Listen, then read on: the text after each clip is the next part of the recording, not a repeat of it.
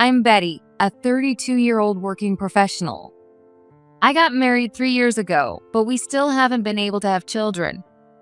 Maybe to cheer me up or to discuss something personal, my mom invited me out to lunch at a fancy restaurant today. As we sat in a semi-private booth, I started to hear some familiar voices from the table next to ours.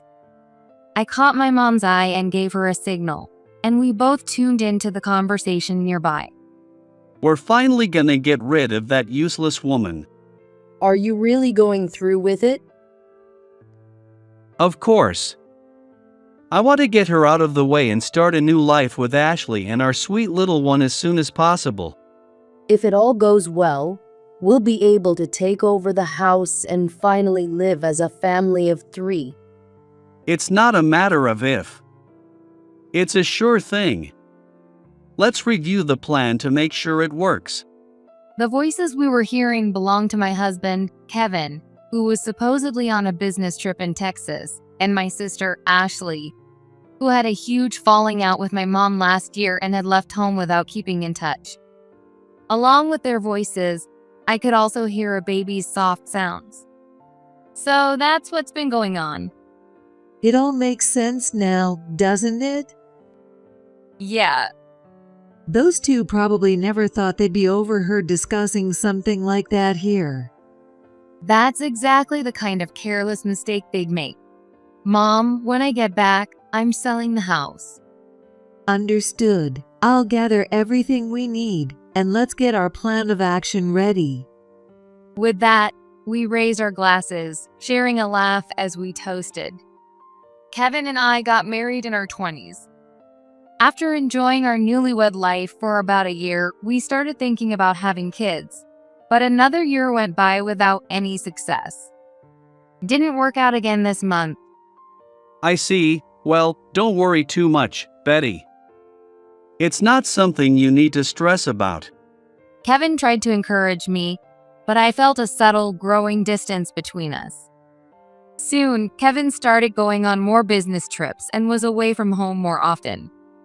We kept trying to have a child, but we didn't succeed. I'd like us both to go for a fertility test. All right. I thought there might be some underlying issue. Looking back, Kevin probably wasn't very enthusiastic about it. But maybe to avoid unnecessary conflict, he agreed to the tests. The results had just come in. After getting everything ready, I took my packed bags and went back to my parents' house. A few days after returning, the doorbell at my parents' house suddenly rang repeatedly. When I checked the monitor, there stood Kevin and Ashley, their faces flushed with anger. "Come in." I unlocked the front door. The two of them stormed into the living room with loud footsteps. What's going on? What do you mean? Why is the house listed for sale? I just didn't need it anymore, so I sold it. I sent Kevin's things over to his parents' house, and I even sent them a letter of apology. What? You can't just do that. Who puts a house on the market without telling their own spouse? We're not a couple anymore. My bombshell statement left Kevin frozen in shock. Not a couple anymore? Why? I went ahead and submitted the divorce papers you left in your study. They've been there for months, right? Wait, how did you know about those papers? I found them while I was cleaning your desk. Kevin hadn't even noticed I'd gone through his desk. He really hadn't seen anything coming. Even so, why would you just decide to divorce and sell the house like that? Well, because you don't need me anymore, right? What? I mean, you were thrilled to finally get rid of that useless woman, right? How do you know about that? Oh my God. As they both stared at me in shock, I held up my phone. The recorded conversation my mom and I had overheard that day began to play. No way. How? Their panicked reactions were so ridiculous that my mom and I couldn't help but look at each other and burst into laughter. Hey! What's going on here? Explain this. Kevin, his face bright red, flew into a rage and demanded answers. Stifling my laughter, I revealed the truth. You know, my mom and I were also having lunch that day, right next to your table at that fancy restaurant. Really? Were you stalking us? What? You knew about me and him, didn't you? You sat next to us on purpose to eavesdrop. Ashley started spouting nonsense. Oh, please. If anything here doesn't make sense, it's you too. What do you mean?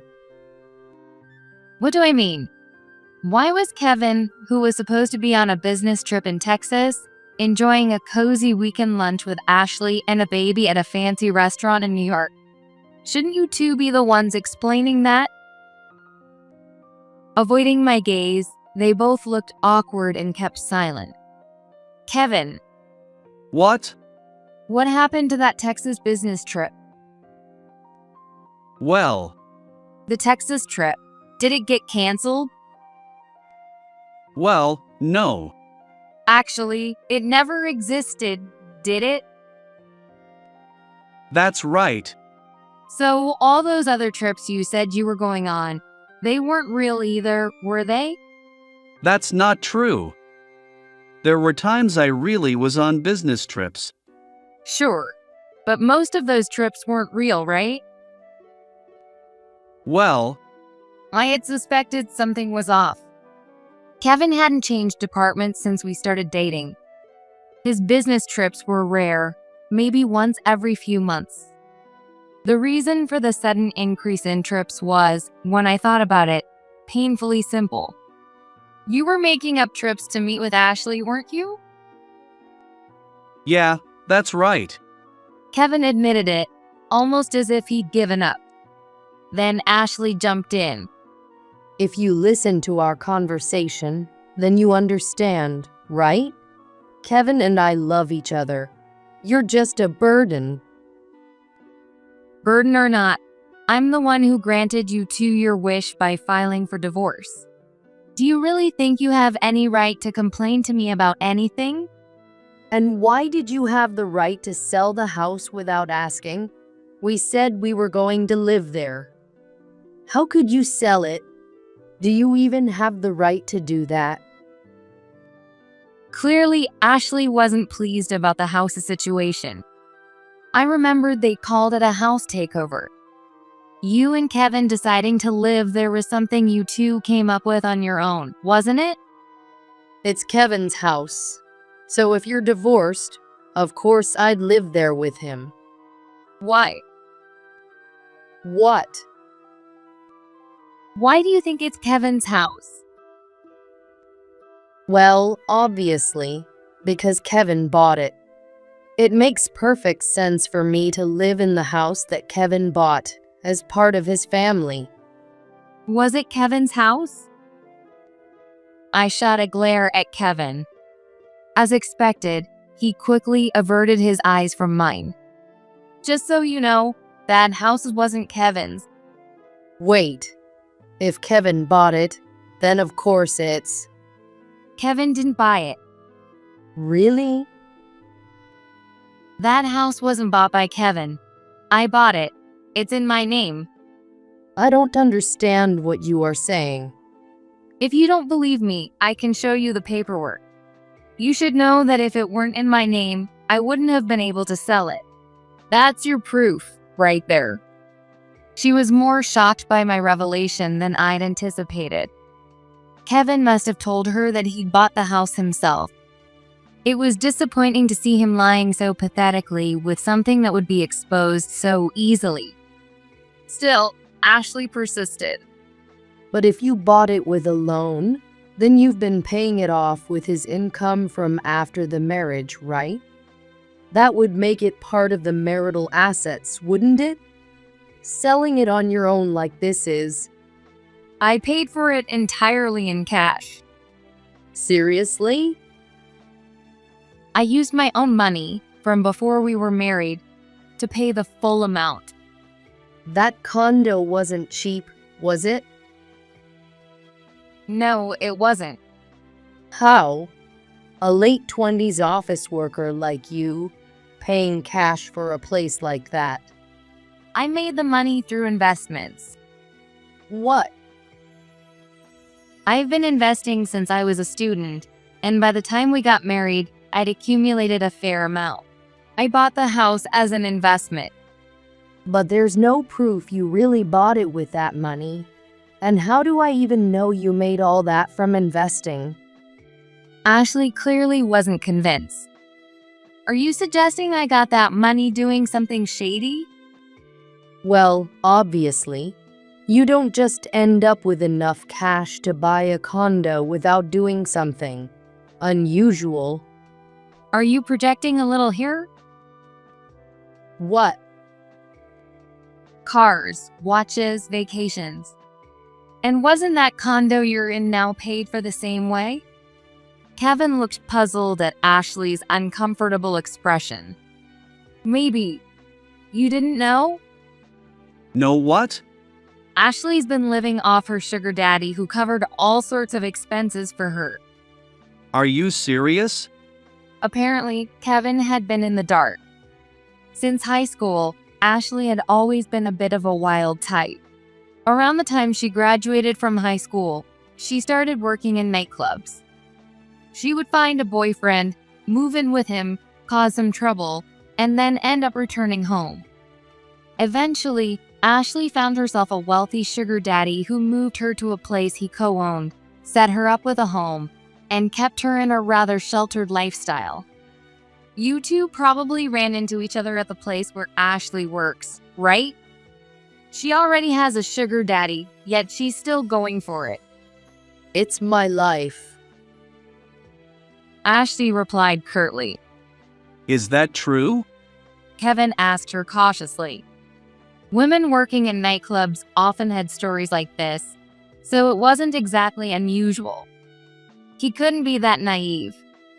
Or maybe he put her on a pedestal just because she was the one he liked? I sighed. There's no real question of truth or lies here, is there? Can't you tell just by looking at Ashley's face? Well, That condo you kept hanging around in while lying to me about being on business trips. That's actually owned by Ashley's sugar daddy. And he even covers her living expenses. what? After spending so much time there, you never noticed. Not at all. He seemed confused. Originally, that condo was a place her sugar daddy used as a second home, and Ashley would stay there. But when Mom found out he was married, she was furious. Ashley left home, and with nowhere to go, the sugar daddy let her keep the place. I had no idea. It's pretty standard for women working in nightclubs to have complicated relationships, isn't it? Well, that's possible, but Ashley's no exception. I didn't know any of this. I barely knew anything about her life, and I didn't even know she worked nights until I met her at the club. Well, it's not like she had to report her job to her brother-in-law, and you didn't seem interested anyway. So, were you actually interested in Ashley? What do you mean? You and Ashley knew each other as in-laws, right? But nothing ever happened between you before. Then you meet by chance at her workplace, and suddenly something does. Were you pretending not to care when I was around? No. I always saw her as just your sister. Then why? Why did things turn out this way this time? Because Ashley invited me. So Ashley made the first move. She said she wanted to talk about you and asked if we could have dinner sometime. How could I say no to that? But you hesitated, didn't you? If that's the case, why not at least talk to me about it? Ashley asked me to keep it from you. She said it was about you, and she didn't want you to know. So you went to meet her without saying a word to me, and she played you like a fiddle. Kevin didn't deny my words. So, what exactly was Ashley thinking when she approached Kevin? Is what Kevin just said true? Yes, I was the one who approached him. What was the consultation about me? It was about your infertility issue. What do you mean? Ashley laughed at my skeptical tone. I overheard you and Mom talking at home, saying you hadn't been able to conceive. At the time, I didn't think much of it. But then I saw Kevin drinking at my bar, and I thought, poor guy. Poor guy? Of course, he wants kids, but ends up being complained about to his mother-in-law. Nothing could hurt a man's pride more. So I thought I'd be there for him. Did you offer to grant his wish to have kids or something? Something like that, yeah. And Kevin went along with it? Not right away, but come on. When it's me, the queen of experience, he eventually caved. I glanced over at Kevin, who blatantly looked away. Ashley had used our infertility issues as a pretext to lure Kevin in, and they had gotten involved. What sounded like a fabricated story was, undeniably, the truth. Why did you go after Kevin? Were you actually interested in him? I mean, he's reasonably good-looking, tall, and works at a decent company. I directed my question to Ashley. She scoffed and began speaking in a mocking tone. Interested in Kevin? Well, I wouldn't say I wasn't, but... What? I said I was the one who made the first move, but actually, Kevin approached me first. Hey, Ashley. He said that trying only for kids had made things feel so mechanical that he'd lost confidence in himself as a man. He thought he could enjoy himself purely with me and asked if I'd help. So that was the granting his wish part? Ashley confirmed with a broad smile, while Kevin once again looked away. Kevin had never shared such concerns with me. Yes, we sometimes timed things to try for a baby, but it wasn't just that. We also had moments meant purely for connection as a couple. But it seemed I was the only one who felt that way. For Kevin, it had become a time of frustration. For the past year, he pretended to face infertility with me, while secretly watching over Ashley's pregnancy and birth, even caring about her child. Thinking about this, I felt as if any emotions, anger, disappointment had simply faded away. So, the two of you were secretly laughing at me while I was struggling with infertility? Are you sulking, Betty? We weren't laughing. But, well, what can you do? I got pregnant. Ashley smiled gleefully. It's true. What's done is done. So when did things start between you and Kevin? At my unexpected question, Ashley responded with a suspicious tone. What?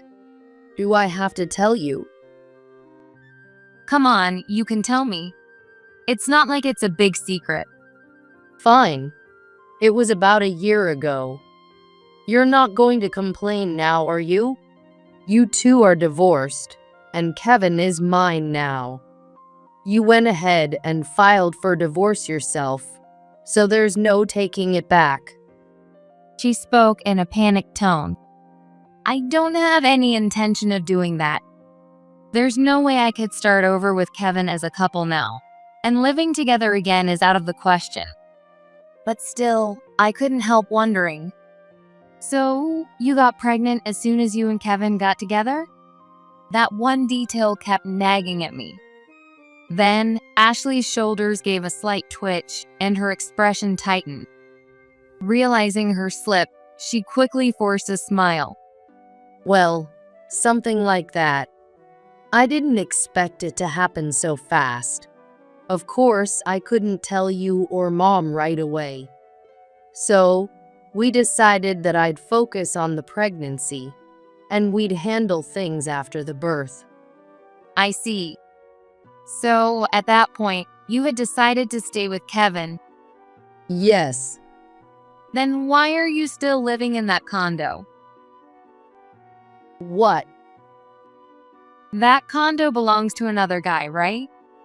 If you decided to be with Kevin, wouldn't you cut ties with your sugar daddy and move out? Well, since I was pregnant, moving was a lot. So he told me I could stay until things settled down after the baby was born. That guy's not the type to be so generous. What did you say? I heard that when one of his exes was spotted walking around town with another man, he took her keys on the spot and threw all her stuff out. Seriously? Yeah, it's risky if he finds out about your double dealing. Are you kidding? You're playing both sides, right?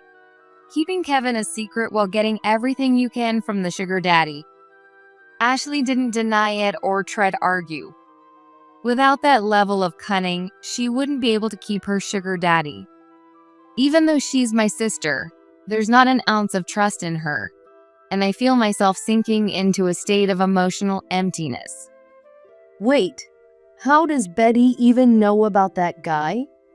Are you trying to freak me out or something? It's not Betty, it's me. Mom? Wait a second. How do you both know him? I've never introduced you, and I haven't even talked about him specifically. That condo, it was bought from our real estate company. In fact, he's bought several other units from us, and I've even dealt with issues he's caused. Why? He's been an old client of ours. Mom works at a real estate company.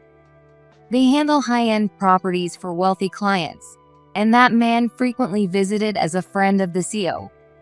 It seems he had a habit of setting women up in properties he owned, and he would even bring them to her office. Eventually, he got married, and we thought he might settle down. But even after marriage, he didn't stop his games. Given his character, he often had trouble with women, sometimes almost involving the police. On top of that, while he was free to play around, he had an extreme dislike for women doing the same. When he found out, he'd respond with the kinds of actions I mentioned earlier. Of course, he wouldn't like it if the rooms or money he provided were being used for another man. One day, Mom happened to see him with Ashley. I never would have guessed that Ashley, who left saying she was dating a married man, was actually with that guy. And she was already quite far along too. So you saw us together? Yes, you even had the car loaded with bags from some children's brand. Probably shopping for baby clothes. Ashley was at a loss for words. Kevin, visibly frustrated, didn't hold back his emotions and spoke harshly, without any concern for Ashley. Just tell me everything. Mom and I exchanged a small smile and continued. It's frustrating, isn't it? Why is that guy out shopping for baby clothes with Ashley? If you get it, then hurry up and explain. So tense. No wonder Ashley played you so easily. What? Ashley used you, Kevin. No way. Kevin seemed to be struggling to process this. In other words, you're not the father of that child. Oh, no. The father of her child is that man. Just then, Ashley began to fume with anger. Why are you accusing me like that? That child is Kevin's, just because I took your husband. Don't start making stuff up. Really? So the child is Kevin's? Yes, that's what I'm saying. And where's your proof that he's someone else's kid? Just because I went shopping with that man, he's suddenly the father? He's a big spender, so of course he'd take me shopping sometimes. Is that so? Then do you have any proof that the child is Kevin's? Well, You must have proof that the child is Kevin's, right? Ashley suddenly fell silent. Of course she did, because that child really was the other man's. I do. What? At the very least, I have proof that the child isn't Kevin's. What do you mean? Kevin can't have kids. The room fell completely silent. A few seconds, maybe even several, passed before Kevin finally spoke. What do you mean by that? We did an infertility test, remember? Yeah, we did. You did that? Yeah. I only did it because you made me, so I kind of forgot. That was just like Kevin, always quick to forget anything unpleasant. I went to pick up the results while you were on a business trip. It showed that I was fine, but Kevin was diagnosed with a zoospermia. What did you say? Do you really think someone with a zoospermia could father a child, especially that quickly? Well, sometimes there's compatibility. Sure, maybe. But realistically, someone with a zoospermia has almost no chance of conceiving with just 1 or 2 tries. Both of them knew that perfectly well. Then I turned to Ashley and asked, "What's the child's blood type?" The blood type is B. That's strange. You and Kevin are both type O, right? A child of yours should also be type O. If I remember correctly, that guy was type B. Once again, the room fell silent. But this time, the silence was soon shattered by Ashley's loud laughter. She couldn't stop laughing, though none of us knew what she found so funny. The 3 of us must have worn the same bewildered expression as we watched her. This is hilarious. So you knew all along? You even went so far as to check his blood type? I must look like such an idiot. But come on, Kevin left you and married me, so it doesn't even matter who the father is now, right? Her defiance was astounding. Doesn't matter? Why did I have to go through a divorce just to raise some other guy's child? Are you really saying that, Kevin? You were the one who kept calling Betty a useless woman because she couldn't have kids. Well, You were even worse than I was. Betty was perfectly fine as a wife, a person. Even as her sister, I can tell you she's a solid human being. But you ignored all of that and judged her only because she couldn't give you a child. You were incredibly easy to manipulate. you… So you can't blame me for this. Wait. You chose me with kids over Betty, right? That's… If you hadn't married me, you'd never have gotten to be the father of such a cute child. Even if you'd kept trying with Betty, you'd never have kids. Because of you. You should be grateful I gave you a life with children. Kevin bit his lip. Kevin had likely been won over in just this way, skillfully talked into it by Ashley despite any doubts he might have had. Seeing this scene play out again right in front of us, my mom suddenly intervened. It doesn't matter if Kevin is grateful or not. Ashley, you still have to make amends. What? Here. In my mom's hand was a certified letter addressed to Ashley. Ashley reluctantly pulled the document out of the envelope, skimming through it with a look of annoyance. But her expression quickly changed to one of fear. Wait, is this?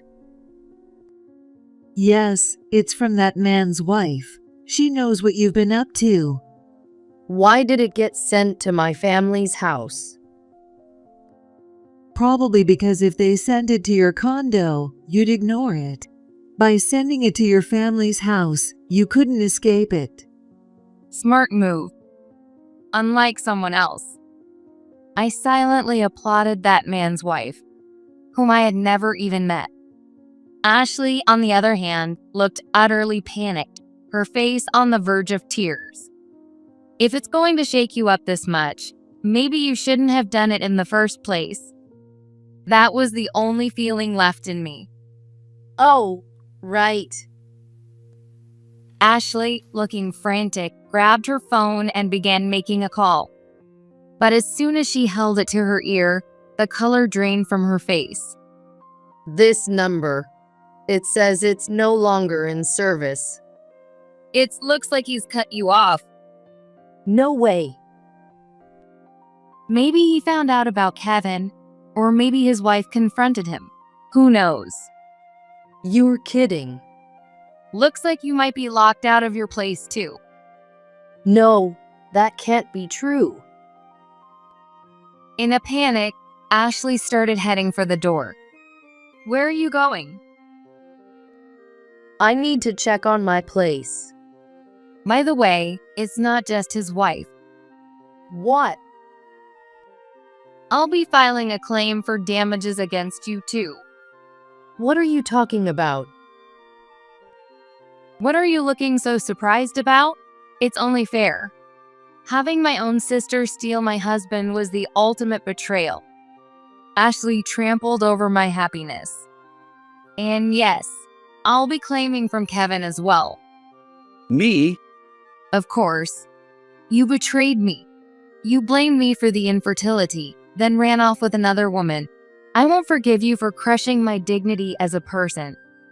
At my words, Ashley ran off, and Kevin began to apologize. As promised, I filed claims against both Ashley and Kevin. Kevin paid the compensation without any issues, but that wasn't all. He also started persistently following me, trying to get back together. However, he hadn't even finalized his divorce from Ashley. And above all, I had no interest whatsoever in reconciling with someone like him. When his persistence started resembling stalking, I contacted the police, who issued him a warning. That finally seemed to scare him off, and he stopped trying to approach me. As for Ashley, as expected, when she returned to the condo, her belongings had been ruthlessly thrown outside, and her keys no longer worked. She contacted Mom's real estate office, but since the contract was in that man's name, she was told there was nothing they could do. Ashley was left feeling completely lost. To make matters worse, she was also fired from her job due to trouble stemming from her relationship with that man. Ashley lost everything. On top of that, with compensation claims from his wife and me, a divorce suit, and a paternity claim against that man, Ashley was draining both her money and her time at an alarming rate. Even Ashley, now burdened with a young child, found herself completely at a loss and reached out to Mom once for help.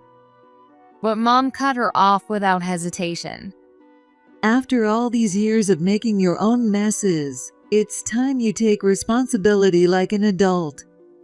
Though burdened with a young child and feeling lost, Ashley somehow managed to keep working and survive. Some might call me heartless for not helping my own sister. But Ashley destroyed my happy future I was supposed to have, all for her own selfish reasons. She should carry the weight of the life and future she brought upon herself. I'm calmly facing my future I lost. Because I believe that beyond this, there's surely a future where I'll be able to laugh with someone again.